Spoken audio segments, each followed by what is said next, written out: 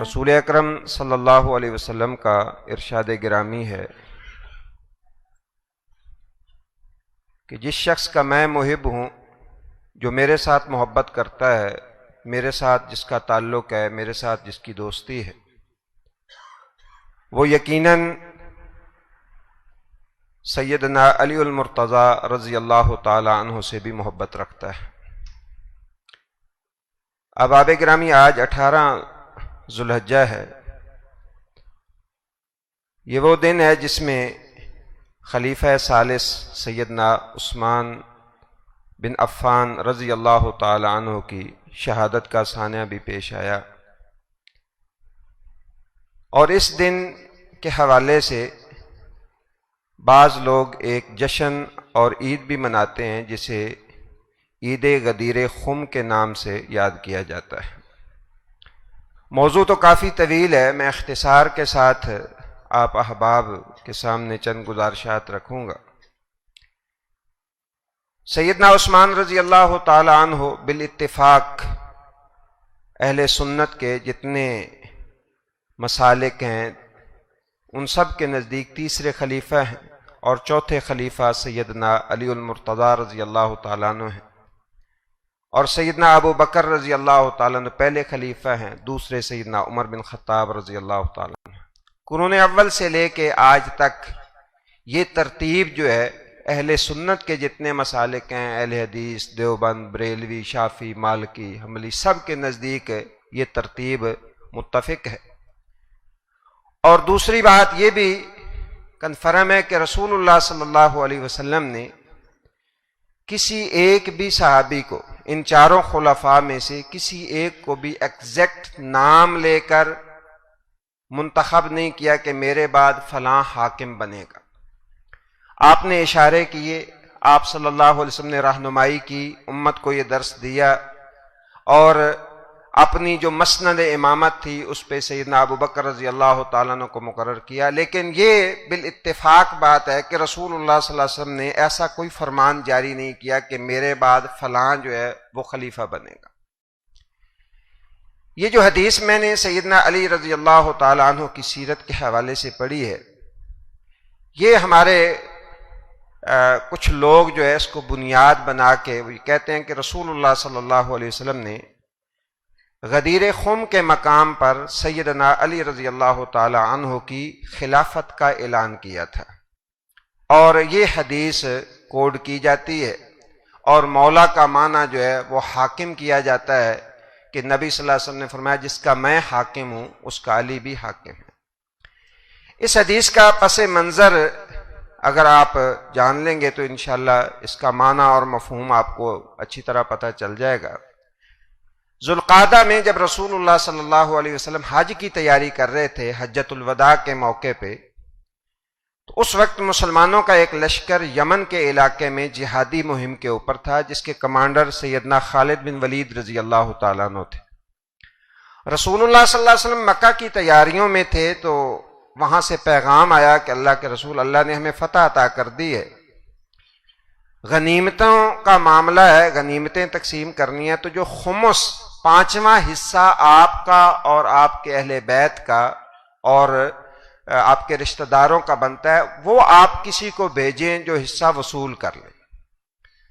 نبی صلی اللہ علیہ وسلم کے پاس وقت کیونکہ تھوڑا تھا، آپ نے حج کے لیے جانا تھا، اور لوگ بھی کثیر تعداد میں آپ کے ساتھ جا رہے تھے۔ رسول اللہ صلی اللہ علیہ وسلم نے سیدنا علی المرتضیٰ رضی اللہ تعالی عنہ کو اس کے لیے منتخب فرمایا، اور فرمایا کہ آپ جائیں،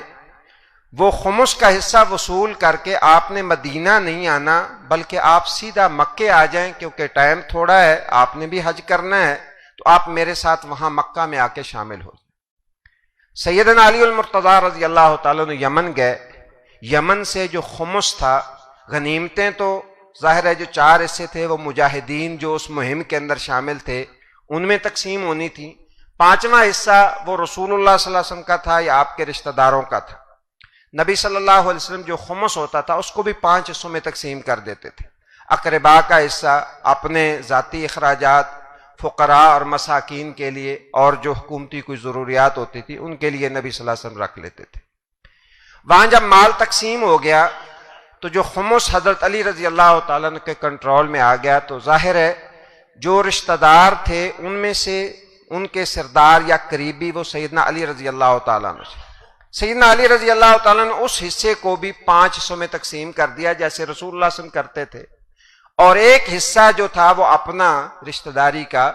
اس میں سے ایک لونڈی اپنے لیے رکھ لی۔ لونڈیوں کا تصور آپ جانتے ہیں کہ اسلام کے اندر تھا کہ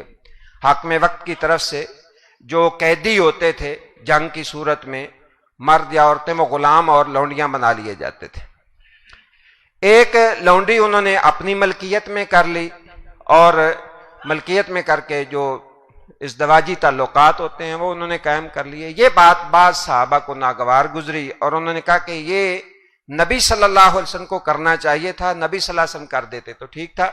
حضرت علی کو یہاں نہیں کرنا چاہیے تھا بلکہ وہاں جا کے یہ تقسیم کرنی چاہیے۔ یہ ایک فطری اختلاف تھا، اس میں کوئی ایسی بات نہیں تھی۔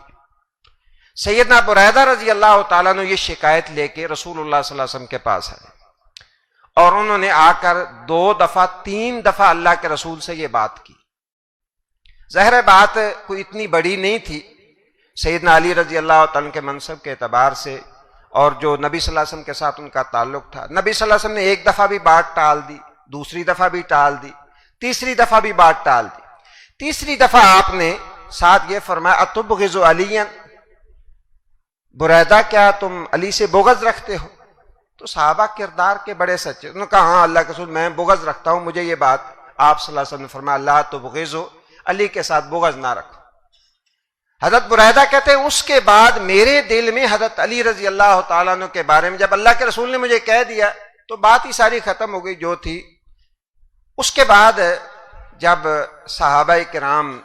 جو یمن میں تھے وہ بھی حج کے لیے آئے، جن میں سیدنا ابو سعید خدری رضی اللہ تعالیٰ عنہ بھی تھے، سیدنا علی رضی اللہ تعالیٰ عنہ بھی تھے۔ نبی صلی اللہ علیہ وسلم مدینہ سے مکہ جا چکے تھے،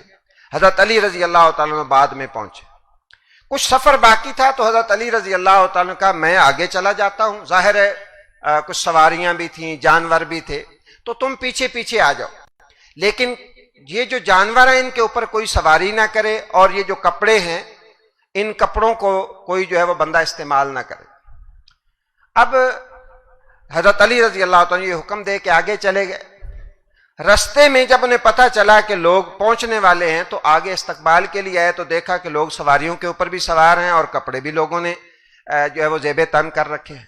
سیدنا ابو سعید خدری رضی اللہ تعالیٰ عنہ کہتے ہیں کہ فنحرنا، تو سیدنا علی رضی اللہ تعالیٰ عنہ نے ہمیں ڈانٹا اور سخت سست کہا، تو لوگ خاموش ہو گئے۔ احترام تھا سیدنا علی رضی اللہ تعالیٰ عنہ کا۔ مکہ چلے گئے، نبی صلی اللہ علیہ وسلم حج میں مشغول تھے۔ حضرت ابو سعید خدری رضی اللہ عنہ کہتے ہیں میں نے وہاں بات کی حج کے دوران، تو حج کی مصروفیات کی وجہ سے رسول اللہ صلی اللہ علیہ وسلم نے میری بات کو اگنور کر دیا۔ اب اور بھی جو لوگ ساتھ شامل تھے اس قافلے کے اندر اور وہاں یمن کے جہاد میں شامل تھے، سب میں یہ بات جو ہے حضرت علی رضی اللہ تعالی عنہ کے یہ ڈانٹنے والی، سواریوں پہ سوار نہ ہونے والی اور وہ لونڈی والی بات یہ لوگوں میں گردش کر رہی تھی۔ نبی صلی اللہ علیہ وسلم حج سے فارغ ہوئے۔ حج سے فارغ ہو کر جب آپ نے مدینہ کا سفر اختیار کیا تو کیونکہ جو لشکر شامل تھا اس میں مکے کے لوگ شامل نہیں تھے، وہ لشکر خالصتاً مدینہ سے گیا تھا جو یمن کی طرف نبی صلی اللہ علیہ وسلم نے بھیجا تھا، اس لیے نبی صلی اللہ علیہ وسلم نے مکہ کے اندر یہ بات کرنی مناسب نہ سمجھی۔ جب تقریباً مکہ سے 240 کلومیٹر اور مدینہ سے غالباً 170 کلومیٹر کے درمیان ایک جگہ ہے جہاں پہ مسلمانوں کے قافلے نے پڑاؤ کیا، تو دیگر قبائل اب بکھر چکے تھے، مدینے کے لوگ اس میں شامل تھے۔ وہاں رسول اللہ صلی اللہ علیہ وسلم نے جب لوگ اس کنویں کے پاس اکٹھے ہوئے تو آپ صلی اللہ علیہ وسلم نے خطاب فرمایا جس میں آپ نے اپنے اہل بیت کے فضائل و مناقب بیان کرتے ہوئے فرمایا کہ من کنت مولاہ فعلی مولاہ، جو میرے ساتھ محبت کرتا ہے،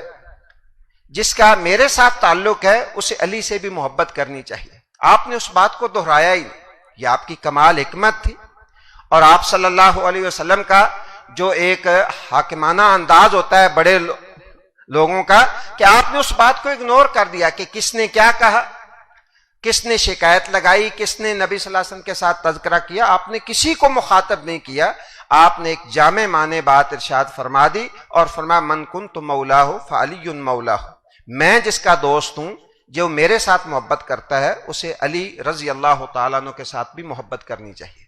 اس حدیث کا یہ پس منظر تھا جو نبی صلی اللہ علیہ وسلم نے لوگوں کی چیم گویاں ختم کرنے کے لیے یہ بات ارشاد فرمائی، اور اس کے بعد بات ختم ہو گئی۔ کسی کے اندر یہ جرأت ہی نہیں تھی کہ نبی صلی اللہ علیہ وسلم یہ ارشاد فرما دیں کہ مجھے علی سے محبت ہے اور کوئی کہے کہ مجھے نہیں ہے، اس کے ایمان کا تصور بھی نہیں کیا جا سکتا۔ لیکن اس بات کو بنیاد بنانا کہ نبی صلی اللہ علیہ وسلم نے سیدنا علی رضی اللہ تعالیٰ کی خلافت کا اعلان کیا، یہ سراسر زیادتی اور حقائق سے ہٹی ہوئی بات ہے۔ اگر خلافت کا اعلان ہوتا تو نبی صلی اللہ علیہ وسلم حجۃ الوداع کے خطبے میں یہ اعلان کرتے جہاں ساری دنیا موجود تھی۔ آگے لوگ پھر کیا کہانیاں بناتے ہیں، حقیقت یہ ہے کہ وہ نبی صلی اللہ علیہ وسلم کے تقدس کے بھی خلاف ہے۔